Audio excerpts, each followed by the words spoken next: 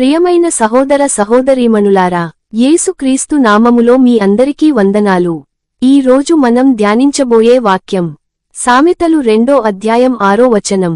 యెహోవాయే జ్ఞానమిచ్చువాడు, తెలివియు వివేచనయు ఆయన నోట నుండి వచ్చును. ఈ వాక్యం మనకు ఒక గొప్ప సత్యాన్ని తెలియజేస్తుంది. నిజమైన జ్ఞానం దేవుని నుండి వస్తుంది. జ్ఞానం అంటే ఏమిటి? జ్ఞానం అంటే కేవలం చదువు కాదు. చదువు మనకు సమాచారం ఇస్తుంది, కానీ జ్ఞానం మనకు సరైన నిర్ణయం తీసుకునే శక్తి ఇస్తుంది. తెలివి అంటే పరిస్థితిని అర్థం చేసుకోవడం. వివేచన అంటే మంచి, చెడు మధ్య తేడా తెలుసుకోవడం.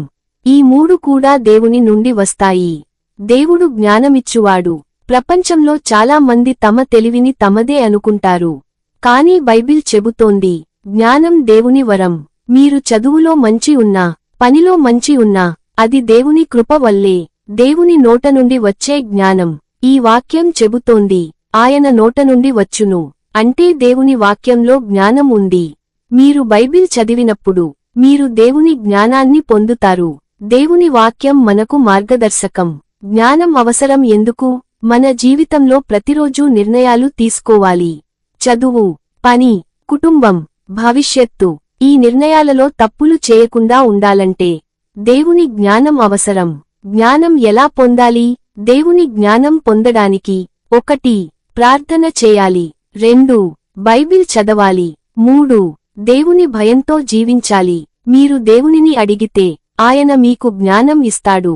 జ్ఞానం జీవితాన్ని మార్చుతుంది. దేవుని జ్ఞానం ఉన్నవారి జీవితం వేరుగా ఉంటుంది. వారు తప్పు మార్గంలో నడవరు.